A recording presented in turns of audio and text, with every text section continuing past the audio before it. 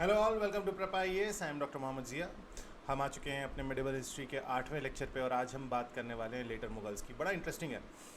Excuse me. Later Mughals interesting इसलिए है क्योंकि मैं जब स्कूल में था तो मुझे लगता था औरंगज़ेब के बाद अगला मुगल बादशाह जो है वो बहादुर शाह जफ़र थे।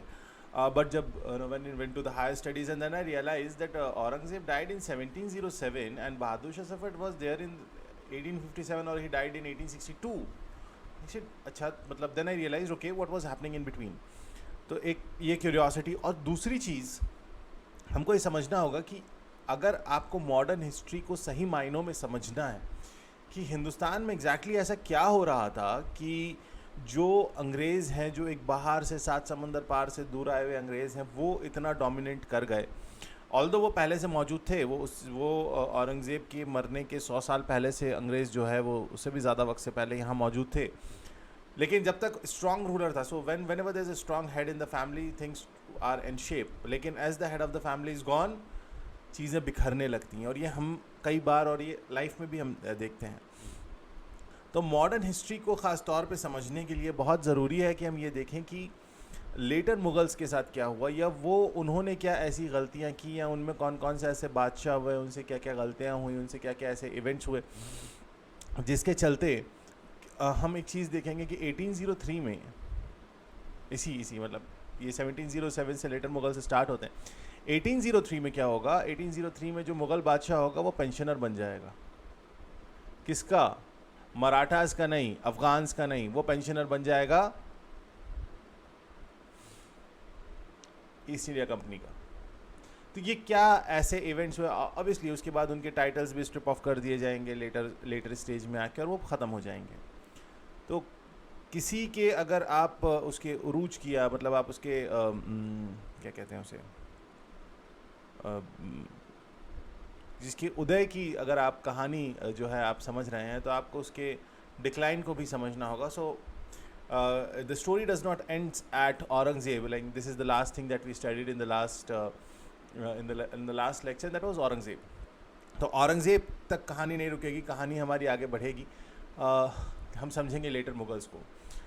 तो औरंगज़ेब के बाद वॉर ऑफ सक्सेशन होता है, जो हो रहा था, जो शाहजहाँ के बाद, जो जहांगीर के बाद भी हुआ, जो शाहजहाँ के बाद भी हुआ, जो औरंगज़ेब के बाद भी होना तय था कि there used to be a war of succession. जब भी कोई राजा मर रहा था, जब भी कोई मुगल बादशाह मर रहा था, तो उसके बेटों में क्या हो रहा था? आपस में वॉर ऑफ सक्सेशन हो रहा था। अब इसके 3 बेटे थे, मुअज़्ज़म, आज़म और Kambakhsh. Muazzam was governor of Kabul, Azam was governor of Gujarat and Kambakhsh was governor of Deccan. हमने अकबर के टाइम पे देखा कि मुगल प्रोविंसेस को जो है 15-17 सूबों में बांट दिया गया। उसके बाद होता क्या है, जैसी औरंगज़ेब की डेथ होती है 1707 में, तो आज़म टर्न टू अहमदनगर और वहाँ वो जाके अपने आप को एम्परर डिक्लेयर कर देता है। कामबख्श भी जो है वो डेक्कन की तरफ जाता है, क्योंकि औरंगज़ेब ने अपना काफ़ी वक्त डेक्कन में गुजारा, तो उसने कहा कि नहीं, आई एम द एम्परर। लेकिन तीसरा वाला बोलता ठीक है, I am not going anywhere, I will just confront you all. Muazzam क्या करता है? मुअज़्ज़म डिफीट्स फर्स्ट आज़म एट जजाऊ इन 1707 और कामबख्श एट हैदराबाद इन 1708। मुअज़्ज़म जीत जाता है, मुग़ल बादशाह बन जाता है और टाइटल लेता है बहादुर शाह वन। तो ये मुअज़्ज़म था जिसने टाइटल लिया Bahadur Shah one, also known as Shah Alam one. 5 साल रहा। लेकिन हम ये कह सकते हैं क्योंकि औरंगज़ेब की लिगेसी इतनी बड़ी थी, औरंगज़ेब का इम्पैक्ट इतना बड़ा था कि बहादुर शाह वन एक्चुअली में उसने कुछ ना कुछ मतलब कहना चाहिए कि अथॉरिटी को जो है उसकी अथॉरिटी थी। तो Bahadur Shah one, you can say कि ये लास्ट ऐसा मुग़ल एम्परर था या पहला लेटर मुग़ल था जिसने कि मुग़ल रूलर ही कहेंगे, एम्परर नहीं कह सकते। एम्परर इसलिए नहीं कह सकते क्योंकि एम्पायर बहुत बड़ी चीज़ है। रूलर तो मतलब कहीं का भी हो सकता है ना, छोटे से कस्बे का भी हो सकता है, थोड़े से बड़े रियासत का भी हो सकता है। लेकिन जब हम मुग़ल सल्तनत की बात करते हैं, वी टॉक अबाउट एम्पायर, तो उसका जो वो होगा, उसका जो हेड होगा, उसे हम एम्परर कहेंगे। So Bahadur Shah one was the last, the first in the of the later Mughal जिसने कि कुछ उसके पास पावर थी। उसके बाद ऐसा कुछ नहीं दिखता। 5 साल बाद बहादुर शाह की डेथ हो जाती है और फिर वही चीज़, बाप की डेथ हुई, बेटों में वॉर ऑफ सक्सेशन शुरू हुआ। यहाँ पर भी होता है। इनके 4 बेटे थे, जहानदार शाह, रफ़ीउश शाह, नज़ीमुश शाह और जहान शाह, इन चारों में जो है वो होता है।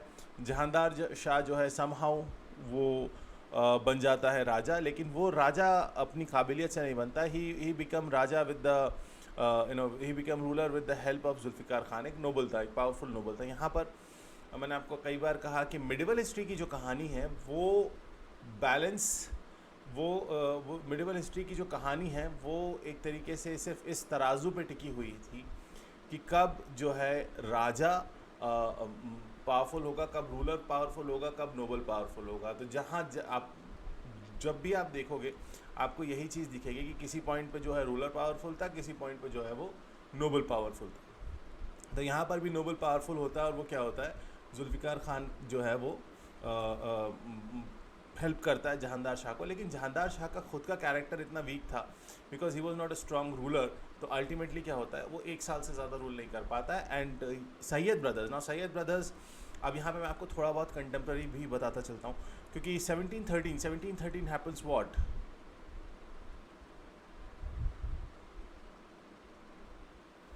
बालाजी विश्वनाथ। 1713 Balaji Vishwanath became the Peshwa. अब यहाँ से, और ये बालाजी विश्वनाथ इतना ज़्यादा मतलब विजनरी था कि इसने इंटरफेयर करना शुरू किया पॉलिटिक्स में। और ये इंटरफेयर डायरेक्टली नहीं कर रहे थे, इंटरफेयर कर रहे थे with the help of Syed brothers. अब सैयद ब्रदर्स कौन थे? ये किंग मेकर्स थे। इनको लगा कि भैया ये हम किसी को भी एक ऐसे इंसान को राजा बना देते जो हमारे रबर स्टैम्प की तरह काम करे, और फ़ारूक सियार को जो है वो राजा वो बनवा देते हैं, मुग़ल रूलर बनवा देते हैं। अब्दुल्ला ख़ान और हुसैन अली ख़ान बरहा ये दोनों भाई थे सैयद ब्रदर्स। और अब जाहिर सी बात है इन्होंने मदद की किस में, इन्होंने मदद की राजा बनाने में। तो क्या हुआ, इनको भी उसका इनाम तो मिलना था। तो एक को वज़ीर बनाया, एक को मीर बख्शी बनाया। और धीरे धीरे ये दोनों भाई जो है ये इम्पॉर्टेंट डोमिनेंट कंट्रोल एक्वायर करने लगे over the affairs of the state. मतलब ये जो भी कहना चाहिए कि राज था उसकी जो है और कंट्रोल करने लगे। एंड इतना ज़्यादा कि एक बार को इनको ये यकीन हो गया दैट रियल अथॉरिटी अगर जब तक इनके हाथ में सत्ता की बागदौड़ है तब तक जो है सत्ता, जब तक जो है ये एम्पायर सुरक्षित है तब तक ये एम्पायर जो है वो महफूज है। अगर ऐसा नहीं होगा तो क्या होगा, इट विल पैरिश, ये ख़त्म हो जाएगा। However, the power between emperor and Sayyid brothers increased। तो अब क्या होने लगा, अब स्ट्रगल ऑफ पावर मींस उस राजा, अब ये मुगल्स की बात हो रही है, ये मतलब हम किसी ऐसे डायनेस्टी की बात नहीं कर रहे हैं जो शुरू होते से ख़त्म हो गए। वो मुगल्स जिनके आगे नोबल्स आँख नहीं उठा पाते थे। अब क्या हो रहा है, वो स्ट्रगल ऑफ पावर बिटवीन हुम, the emperor and the Syed brothers. Farooq सियार को जिसकी मदद से वो जो है जिसकी मदद से उसे तख्त मिला, वो उन्हीं सैयद ब्रदर्स के साथ अब वो पावर स्ट्रगल में फंस गया। उन्होंने कोशिश कई बार कोशिश की, कई बार फेल हुए। फाइनली वो जो है ये फ़ारूक सियार जो है ये मारा जाता है, ये इसको हटा के जो है मार दिया जाता है 1719 में। फिर क्या होता है, फिर वो लेके आते हैं एक ऐसे बंदे को जो कि गुड फॉर नथिंग था। और वो उनको ऐसे सैयद ब्रदर्स को ऐसे ही लोग चाहिए थे एक्चुअली जो गुड फॉर नथिंग हो, क्योंकि उनको लग रहा था कि अब तो जो है कभी वो कहते हैं ना गाड़ी नाव पे, कभी नाव गाड़ी पे, तो वो वाली चीज़ हो गई। और अब उनको ये लगने लगा कि अब ये जो मुग़ल जितना साम्राज्य बचा हुआ है, जितना ये मुग़ल सल्तनत बची हुई है, इस पूरी मुग़लिया सल्तनत का जो सब कुछ जो है वो हमारे हाथ में है और अब हमें ही करना है जो करना है। सो पहले इन्होंने कोशिश की शाहजहाँ टू रफ़ीउद्दौला रफ़ीउद्दरजात को राजा बनाने की, पॉसिबल नहीं होता। तो रोशन अख्तर कौन था? जहानशाह का बेटा। जहानशाह कौन था? जहानशाह यहाँ से आता है, वो जहानदार शाह का बेटा था, यानी कि वो औरंगज़ेब के कहना चाहिए कि he was the fourth in line. So Muazzam के 4 बेटे जहानदार शाह, उसमें से एक था जहानशाह, और जहानशाह का बेटा था मींस औरंगज़ेब का बेटा मुअज़्ज़म का बेटा जहानदार शाह, और जहानदार शाह का बेटा कौन? रोशन अख्तर, जिसको उन्होंने टाइटल दिया मोहम्मद शाह। और बड़े इंटरेस्टिंग इसके बारे में, इसको लोग कहते थे मोहम्मद शाह रंगीला, क्योंकि इन भाई साहब को जो है ये मुग़ल बादशाहों की बात हो रही है, ये इन भाई साहब को जो है शौक़ था औरतों के कपड़े पहन के मुजरा करने का। ये राजा बन गए, क्योंकि सैयद ब्रदर्स ऐसे ही लोगों को राजा बनाना चाहते थे, लेकिन वो बिहाइंड द कर्टेन काम कर रहे थे। वो उनको लगा कि ठीक है, हमने एक राजा बना दिया, मुझसे जो भी डिसीजन वगैरह है वो हम मतलब एक तरीके से मैनेज कर लेंगे, और फिर क्या होगा, कहानी चलती रहेगी। लेकिन देखो, राजा अगर वीक है और उसकी टीम स्ट्रांग है, क्रिकेट में कैप्टन वीक है और टीम स्ट्रांग है, तो टीम का हारना तय है। कोई ना कोई पॉइंट आएगा जब उसकी जो कहना चाहिए कि कमज़ोरियाँ हैं वो एक्सपोज होंगी। और इनकी कमज़ोरी एक्सपोज कब हुई? इनकी कमज़ोरी एक्सपोज होती है 1738-1739 में, जब पर्शियन जो राजा था, जब पर्शियन मोनार्क था नादिर शाह इन्वेड्स इंडिया, उसको वेल्थ दिख रही थी, उसको वो वेल्थ दिख रही थी। वो वेल्थ के चक्कर में इंडिया आता है, वो इंडिया पे अटैक करता है, सारी वेल्थ लूटता है और चला जाता है, और सारे लोग शक्ल देखते रहते हैं। No one could do anything. बाद में सैयद ब्रदर्स भी मारे जाते हैं। तो ये मोहम्मद शाह जो है, ये 1719 करीब 30 साल ये रहा, और 30 साल कुछ भी नहीं किया इसने। The purpose of telling you all this कि समटाइम्स कई बार होता है कि आपके पास लेगेसी तो है, आपके पास नाम तो है, लेकिन आपके पास एक्सपीरियंस नहीं है, आपके पास कॉम्पिटेंसी नहीं है, तो उस नाम का कोई फ़ायदा नहीं है। Then Ahmad Shah 1748 to 54। अब यहाँ पे देखो, यही कंटेम्प्रेरी टाइम पीरियड किसका है?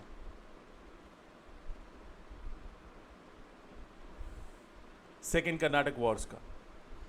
लेकिन यहाँ तक आते आते कंडीशन क्या हो जाती है? This saw the beginning of struggles between तुरानी and Irani fraction. मतलब अब नोबल्स आपस में झगड़ रहे हैं पावर स्ट्रगल के लिए। नीचे अंग्रेज, मतलब आप समझिए, दिल्ली में बादशाह को कोई फ़र्क नहीं पड़ रहा, उसके नोबल्स आपस में जो है झगड़ा कर रहे हैं, उसके नोबल्स आपस में कॉन्स्पिरेसी कर रहे हैं।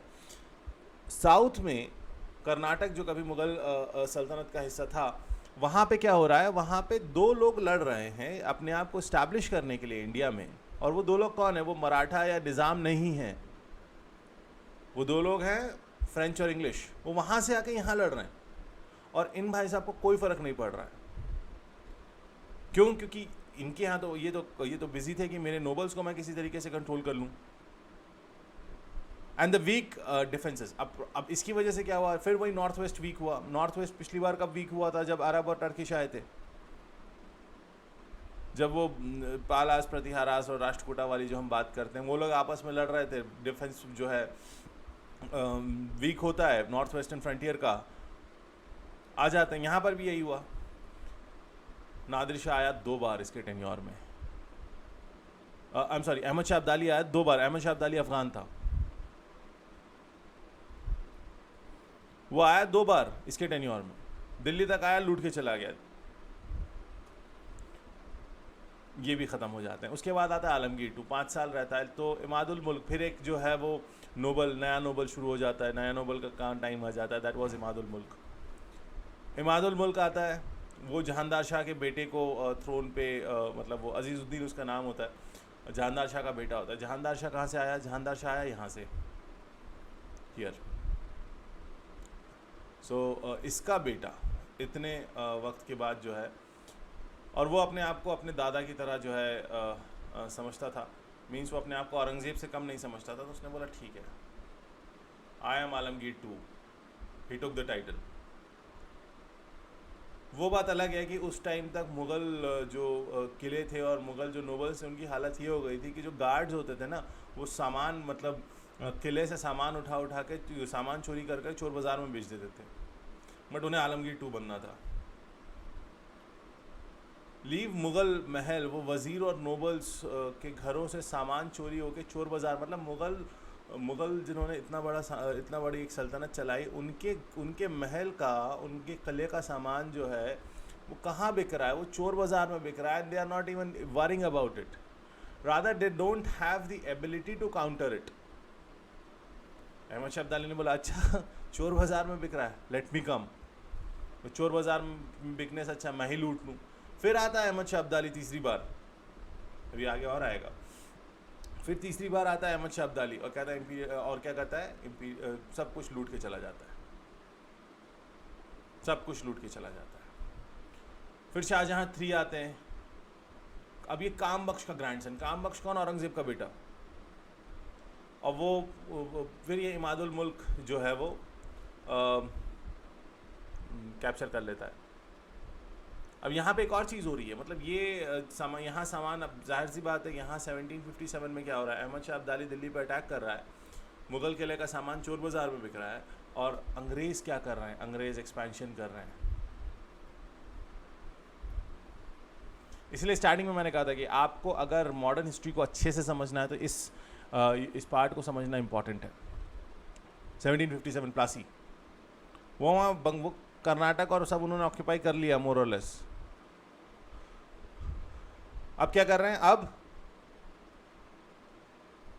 बंगाल ऑक्यूपाई कर रहे हैं। इधर आलमगीर टू इज ठीक है, मज़े ले रहे हैं कि हम मुग़ल बादशाह हैं।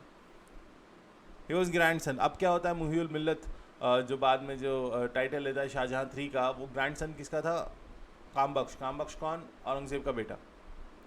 एक साल के अंदर कहानी ख़त्म हो जाती, क्योंकि 1760 में he was deposed by the Marathas. Marathas Delhi को कैप्चर कर लेते हैं। This person son of Bajirao I।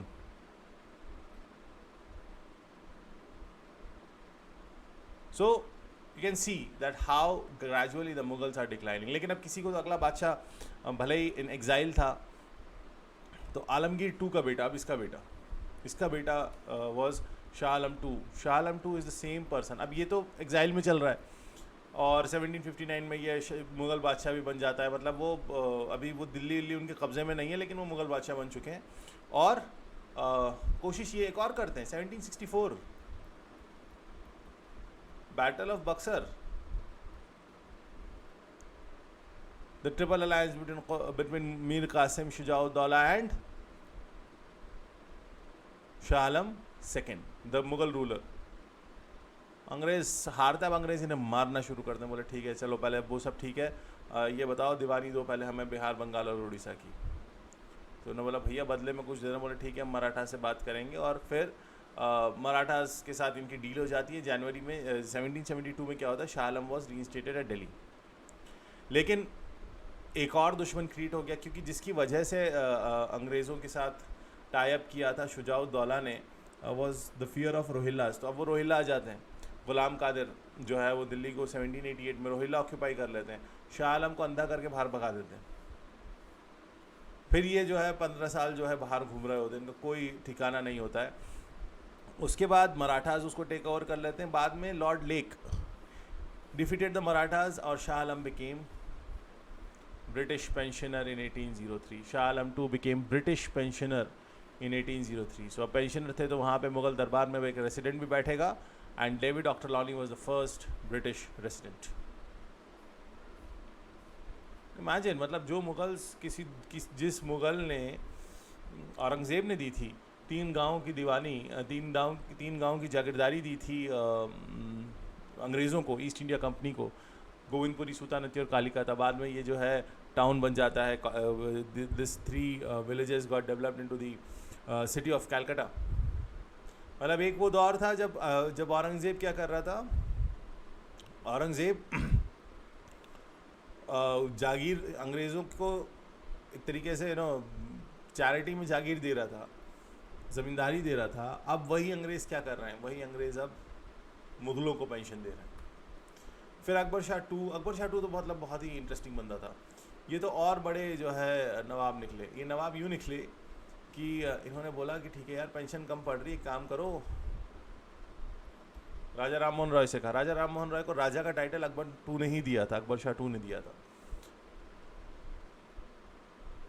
तो ये राजा राम मोहन रॉय को क्या करते हैं, राजा राम मोहन रॉय से कहते हैं कि भैया तुम जाओ ज़रा देखो, अंग्रेज़ जो राजा है उससे बात करके देखो, और देखो हमारी पेंशन बढ़ सकती है नहीं बढ़ सकती। मतलब वो मुग़ल जिनके दादे परदादों ने अंग्रेज़ों को परमिशन दी थी कि वो हिंदुस्तान में आके ट्रेड कर सकें, अब वो मुग़ल अपना एनवॉय भेज रहा है कहाँ पर, इंग्लैंड, और कह रहा भैया पेंशन बढ़ा दो। लॉर्ड हेस्टिंग्स ने बोला तो मुझे जो है सुपरसीड करके डायरेक्ट उधर बात कर रहे हो। बोले अब प्रेजेंटेशन ऑफ नज़र जो होती थी, नजराना जो होता था, मीन्स जो सॉवरेन गिफ्ट होते थे, वो भी अब बंद। बोले अब ये भी नहीं मिलेगा, बोले तुम्हें पेंशन चाहिए थी, हम तुम्हें नजराने बंद कर देंगे। This is how the British were treating. Then Bahadur Shah 2, आखिर कहानी। अब ये शायर थे, इनके साथ दूसरी प्रॉब्लम थी, इन्हें मुशायरों का शौक़ था। Last emperor, last Mughal ruler जिसको टाइटल रखने की परमिशन दी, इसका बेटा था फ़कीरुद्दीन। उसको डलहौजी ने बोला, बोले मैं कोई अब तुम्हें टाइटल वाइटल लेने नहीं दूंगा, तुम्हारे अब्बा बूढ़े हो गए, ये ख़त्म हो जाएंगे, तुम्हारे टाइटल वाली कहानी भी ख़त्म। उनके अब्बा को शायरी का शौक़ था, मिर्ज़ा गालिब इनके कोर्ट में थे, उस्ताद ज़ौक़ इनके कोर्ट में थे, मोमिन इनके कोर्ट में थे। मतलब उनके दरबार में हर थर्सडे की रात को मुशायरा लगता था। शायरों से मुल्क नहीं चलता, शायर मुल्क चला सकते भी नहीं। फिर क्या होता है, फिर होता है रिवोल्ट ऑफ 1857, 1857 का गदर होता है। उसमें उनको लगता है ये क्यों पार्टिसिपेट करते हैं, ये इसलिए पार्टिसिपेट करते हैं कि कोई ने अंग्रेज़ों से बदला लेना था, नहीं, ये इसलिए पार्टिसिपेट करते हैं कि बाई चांस अगर ये सक्सेसफुल हो गया, और वो बाई चांस ही सक्सेसफुल होता, कि अगर बाई चांस ही सक्सेसफुल हो गया तो मुझे मौका मिल जाएगा to revive the lost glory of the Mughals. So, but that could not happen, and there was the revolt of 1857 was destined to be suppressed. The reason being, उनको कभी ये नहीं पता था कि आगे क्या करना है। खैर कभी जब मॉडर्न हिस्ट्री में देखेंगे तो वहाँ मैं आपको बताऊंगा कि किस तरीके से the causes of failure of Mughal of revolt of 1857। अब अंग्रेज़ों ने इन्होंने कैद कर लिया और इनको बोला कि अब आप रंगून में एग्ज़ाइल में रहोगे, अब आप यहाँ तो रहोगे नहीं, और टाइटल वाइटल तो भूल जाओ। तो जो मुग़ल जो ब्रिटिश कमांडर था उसने बोला आपकी जाने से पहले आपके लिए एक तोहफ़ा है। बहादुर शाह ज़फ़र रुक गए, उन्होंने कहा अच्छा तोहफ़ा। उन्होंने कहा ये एक बड़ी सी थाल, 3 थाल आई, बोले ये आपका तोहफ़ा है। तीनों बेटों का सर था। अंग्रेज़ों ने बहादुर शाह ज़फ़र के तीनों बेटों को कत्ल करके उनका सर उनके बाप के सामने प्रेजेंट किया था कि अब आप जाओ। 1860 उसने रंगून भेज दिया, बर्मा भेज दिया। 1862 he died and this ended the Mughal dynasty. Now you have seen gradually, अगर आप इसको एक फ्लो में देखोगे, एक सीक्वेंस में देखोगे, तो आपको रियलाइज़ होगा कि किस तरीके से जो है ये कहना चाहिए कि डिक्लाइन आया। लेकिन सवाल है कि ये सब हुआ क्यों, what were the causes of decline of Mughals. सबसे इंपॉर्टेंट और सबसे पहला था वॉर ऑफ सक्सेशन। जब हम कहते हैं वॉर ऑफ सक्सेशन तो बिकॉज ऐसा इसलिए हुआ क्योंकि there was nothing, they were not following any rule of succession. उनको जो to the mighty goes the spoil, वो वाली चीज़ थी। जो जिसके पास ताकत होती थी वो राजा बन जाता था। वो क्या नहीं कर रहे थे, वो आप ये समझिए कि वो प्रिंसिपल ऑफ प्राइमोजेनिटी या कोई भी ऐसा प्रिंसिपल फॉलो नहीं कर रहे थे। इसमें क्या होता है, प्रिंसिपल ऑफ, जैसे ब्रिटेन की रॉयल फैमिली में है प्रिंसिपल ऑफ प्राइमोजेनिटी, जैसे ए है, ए के 2 बेटे हैं, ठीक है, बी और सी, तो ऑटोमेटिकली अगर बी बड़ा है तो वो बन जाएगा। बी के 2 बेटे हैं, डी और ई, तो ये लॉ कहेगा कि ऑटोमेटिकली ये, so this goes to this to the elder son, और ये फॉलो नहीं कर रहे थे। तो होता क्या था, जैसे ही कोई राजा मरता था वैसे ही जो है ये वॉर ऑफ सक्सेशन शुरू हो जाता था भाइयों के बीच। इसकी वजह से क्या हुआ, औरंगज़ेब जो मुग़ल एम्पायर था वो और ज़्यादा वीक होने लगा। औरंगज़ेब के बाद और ज़्यादा होने लगा। ऑल्दो ये लॉ ऑफ ये वॉर ऑफ सक्सेशन जो है ना, ये शाहजहाँ ने शुरू कर दिया था, बट और इसका इम्पैक्ट क्या हुआ, इसका इम्पैक्ट ये हुआ कि जो नोबल्स थे वो दूर से बैठ के तमाशा देख रहे थे, बोले बढ़िया कर रहे हो, मारो एक दूसरे को, फ़ायदा हमारा होगा। फिर the weak successors of Aurangzeb के सक्सेसर्स वीक थे, वो कॉन्स्पिरेसीज़ के, वो इन नोबल्स के जो है चंगुल में फंसते गए। ना तो वो एफिशिएंट जनरल थे, ना वो उनके पास वो काबिलियत थी कि ये इस तरीके के रिवोल्ट्स को और इस तरीके के जो नोबल्स गेम खेल रहे हैं उनको वो ख़त्म कर पाते। सो ऑब्वियसली ना तो स्ट्रॉन्ग रूलर था, ना तो एफिशिएंट ब्यूरोक्रेसी थी, ना कोई कैपेबल आर्मी थी। तो अल्टीमेटली मुग़ल एम्पायर को क्या होना था, अल्टीमेटली मुग़ल एम्पायर को कमज़ोर होना तय था। फिर क्या हुआ, शाहजहाँ और औरंगज़ेब ने जो है शाही ख़जाने खाली कर दिए। शाहजहाँ को मोहब्बत हो गई तो उन्होंने बोला ताजमहल बनवा दो। तो ताजमहल बनाने का कुछ तो कॉस्ट आया होगा। औरंगज़ेब ने डेक्कन ऑक्यूपाई किया, डेक्कन में जो है उसने लड़ाई की, जंगें लड़ी। अब इन जंगों का भी तो कोई कॉस्ट होगा। इसका इम्पैक्ट किस पे पड़ रहा था, इसका इम्पैक्ट पड़ रहा था शाही ख़जाने के ऊपर। इसका इम्पैक्ट पड़ रहा था कि किस तरीके से जो है शाही ख़जाने को मतलब कोई रेवेन्यू के नए सोर्सेज आ नहीं रहे थे। तो अब और जो वीक रूलर है, जिसके पास ब्यूरोक्रेसी नहीं है, जिसके पास मिलिट्री नहीं है, उसको और एक एम्प्टी ट्रेजरी दे दो तो क्या ही कर लेगा। फिर कॉन्टीन्यूस इन्वेजन्स होते गए और जो बची खुची इज्जत थी और दौलत थी वो ये लूट के ले गए नादिर शाह और Ahmad Shah Abdali. Further drainage of wealth. और दूसरी चीज़ मैसेज क्या जा रहा था कि अब there is no strong Mughal in Delhi. Now there is no strong Mughal in Delhi. The message was loud and clear. इतना लाउड एंड क्लियर कि 18th सेंचुरी में औरंगज़ेब की डेथ के बाद हम देखते हैं कि बहुत सारे इंडिपेंडेंट स्टेट्स जो है वो इमर्ज होते हैं. वो क्या कहते हैं कि मुगल से बोले ठीक है आप अपना लड़ते रहो, आप अपना ये नोबल और ये ईरानी तुरानी खेलो, हमें उससे कोई मतलब नहीं है, हम ये अपना इंडिपेंडेंट स्टेट कार्व आउट कर रहे हैं, हम आपको थोड़ा बहुत जो भी आपका रेवेन्यू में शेयर है वो देते रहेंगे, लेकिन अभी हम आपको मतलब now we are no more the part of Mughal empire. What you have to do in the comment section, tell me Hyderabad, Karnataka, Bengal, Awadh, Mysore, who is the founder and year also. Maratha, Punjab तो खैर आगे देखेंगे. तो ये वजह बनी किसकी? ये वजह बनी मुगल्स के डिक्लाइन की. मुगल्स के डिक्लाइन की दोनों कहानियाँ, दोनों चीज़ें कि कौन किसके बाद राजा बना और उसने क्या गलतियाँ की, और ये इतना बुरे हालात, इतने बुरे दौर आया क्यों, ये दोनों चीज़ें मैंने आपको बताई. इम्पॉर्टेंट है, मिडिवल हिस्ट्री में भी इम्पॉर्टेंट है और मॉडर्न हिस्ट्री को अच्छे से समझने के लिए भी इम्पॉर्टेंट है. So this is it for this video. Next video में हम बात करेंगे थोड़े से धर्म की, और धर्म से ज़्यादा जो है हम स्पिरिचुअलिटी की बात करेंगे, क्योंकि next video is on Sufism and Bhaktism. Do give your valuable comments. Other information about us is given in the description box. I'll see you in the next lecture. Till then, have a great time. Stay safe, stay healthy. Thank you so much.